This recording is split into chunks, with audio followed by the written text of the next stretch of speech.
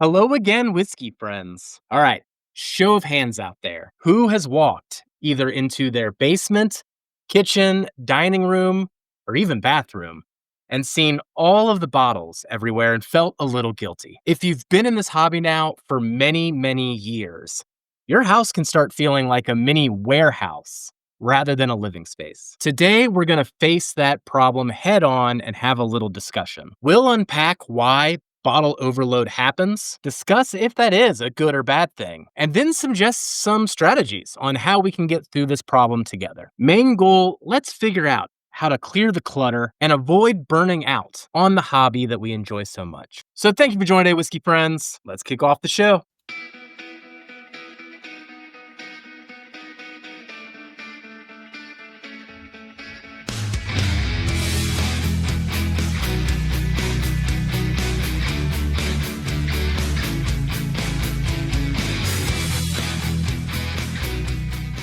We don't just review whiskeys here at Hello Again Whiskey Friends. We also collaborate with our friends all around the country to find the best barrels we can for this community. If you're curious what we're coming up with next, be sure to join our Patreon or our private Facebook group. Links in the description. I know it's kind of funny playing that little snippet there on today's topic where we're going to talk about buying less, but hey, we do have great barrel picks. It's also one of the reasons I have more and more of a space problem because I keep buying our barrel picks too. But yeah, be honest with yourself.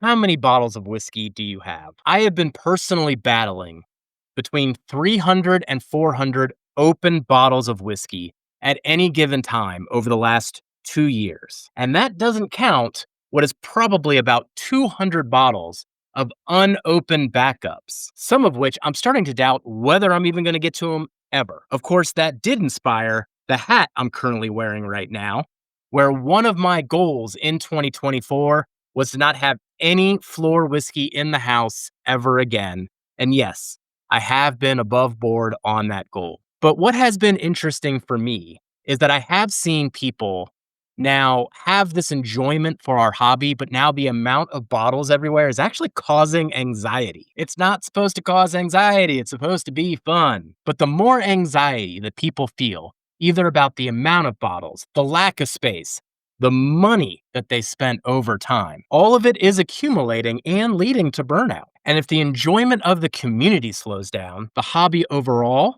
slows down and spreads less. And then we see what we're seeing right now, where the entire industry is slowly going to slow down. Oversaturation's real, but what do you do if you still love the hobby and you're feeling oversaturated? And while I can see some of this weighing us down, I also don't want to lose track of that journey that we've been on together for years, where we've gotten to grow in this community, either through tasting notes or experiencing new things, experiencing new categories, new finishes, new distilleries. All of it has been an adventure, and don't lose track of those good times. But I myself am really feeling the pressure, particularly where my collection is at this current moment, where I've had some bottles now open for 5 years, 6 years. And if you've seen some of my recent experimentation, where I have put some of these bottles into sample bottles 5 years ago, that I still have open on my shelf today, I've gone back and done comparisons between the sample bottle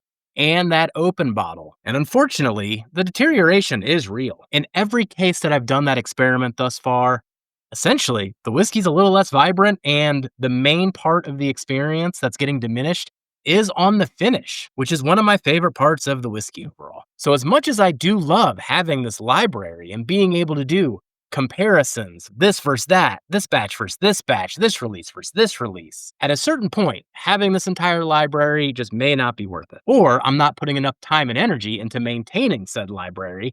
But even then, do I want to invest more time into maintaining the library? Struggles are real. So yes, oversaturation can stall your enjoyment. In turn, it stalls the industry. And now we're surrounded by news of lawsuits and closures every other week lately. All I can hope for is that that doesn't catch up to some of my favorite brands that I want to see get to a 15-year whiskey. I want to see these brands grow up. I want to grow old with them. Only way to do that is to figure out a balance and to keep this industry strong. So let's talk about a few solutions potentially that you could use to employ getting your collection under better control. Now, one of the problems that I have is that I do have 400 open bottles. And a majority of the time, for me personally, especially if I'm doing a review on any said given bottle, I essentially drink 3, 4 pours, getting to know it, getting it to open up, getting it past the neck, record the review, put it on the shelf, move on to the next bottle,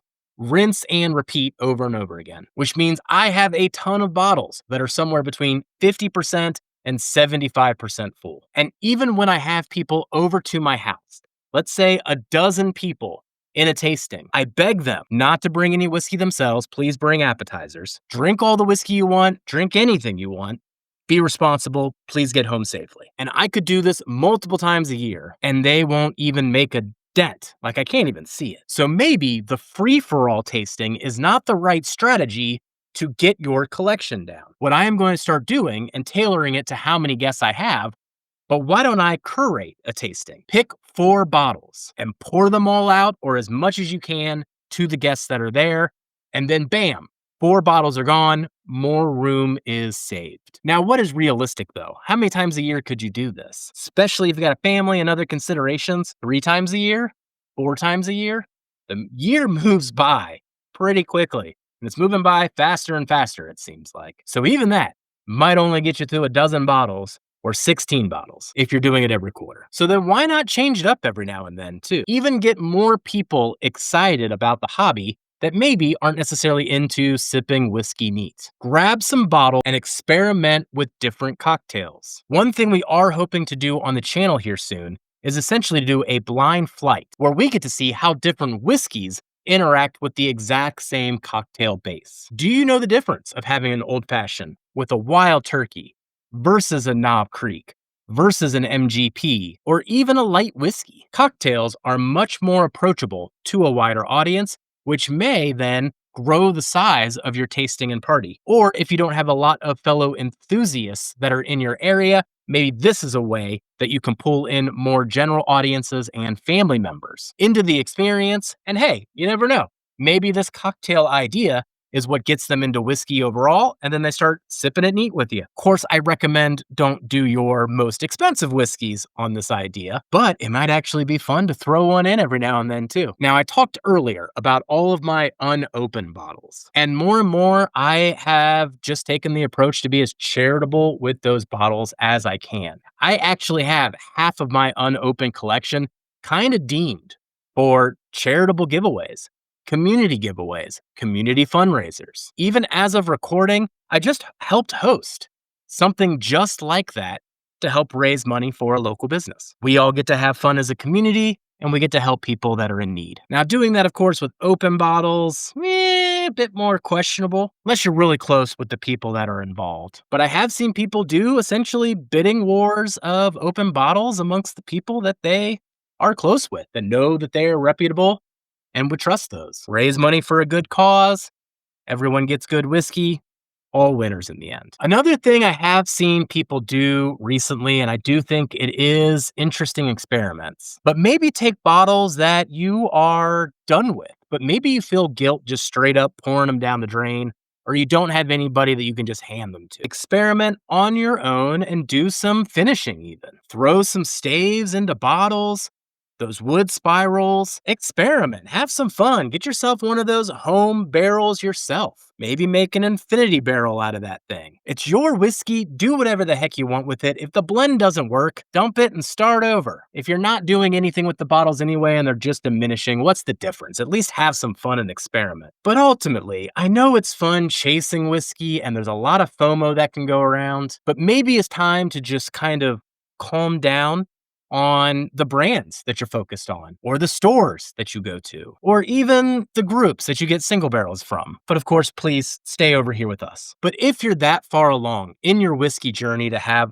hundreds of bottles, you know what you like. Do you really have to have a little taste of everything? Work with your friends. Split bottles. Do you really have to own the original? Why not get a group of like 5 of you? Split all those bottles 20% each. Put them in sample bottles. And then have some calls, do some Zooms, do some FaceTimes, implying you can't get there in person. And then boom, there's the bottle, there's the memory, one and done. In the end, I have no magic number on where I hope my own collection keeps shrinking to. If anything, I hope it just shrinks before I have to do a move. If I had to move houses right now, that would be miserable. I mean, that's one of the things that inspired this topic overall is we do have a whiskey friend out there who was in the middle of a home reservation and had to figure out how to move their entire collection. That sounds miserable. No, thank you. Never want to do that. But I've got that looming over my head here. But the point is, just get your collection where you feel comfortable. No floor whiskey would be a great start. But if it ever gets to a point where your hobby is actually causing you anxiety, then you just simply need to employ a new strategy on that hobby. So curious out there, who else is feeling this anxiety? Who else is feeling the weight of their collection kind of hang on them? And what are you doing to try to get above board? So let us know what you think. Drop it in the comments. Let the community know. Let's start a discussion here. And if you find any of this helpful, hit that like and subscribe. We'll keep doing content like this like we used to. And just remember, while you can always find more whiskey, you can never have enough whiskey friends. So take care of those around you, and we'll catch you on the next one. Goodbye, everybody. Thank you for watching Hello Again, Whiskey Friends, everybody. A big shout out to our amazing Patreon community. If it wasn't for you, we couldn't continue to produce the content and barrel picks week after week. And for everybody else out there, be sure to hit that like and subscribe. It really helps the channel more than you know. And we'll catch you on the next one. Goodbye.